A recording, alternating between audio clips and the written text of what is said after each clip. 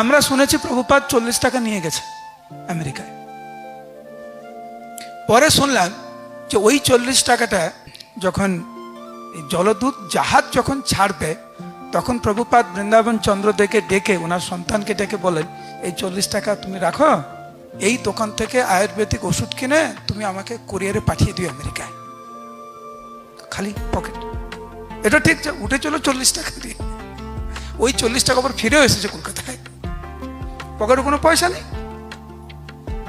প্রভুপাদ যখন আমেরিকায় যখন নামবেন বস্টন শহরে, প্রভুপাদ ভাবছেন যে আমার পকেটে একটা টাকাও নেই, বিশেষ করে আমেরিকান টাকা, ডলার, $1 নেই।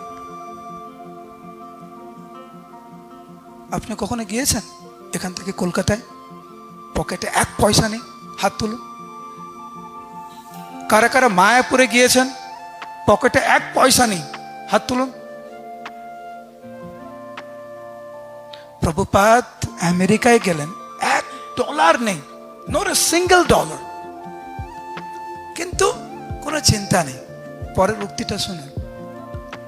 প্রভুপাদ গেলেন ক্যাপ্টেনের কাছে, ক্যাপ্টেনকে গিয়ে বলছে, জাহাজের যে ক্যাপ্টেন তাকে বলছেন যে দেখো আমার কাছে কিন্তু $1 নেই, তুমি যদি চাও, আমার কাছে সে শ্রীমদ্ ভাগবতের প্রথম স্কন্ধের 3টে পার্ট ছিল, ইংরেজিতে প্রভুপাদ অনুবাদ করেছেন, তুমি যদি চাও একটা সেট কিনতে পারো।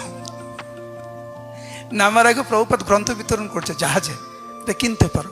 উনি জিজ্ঞাসা করছেন দাম কত?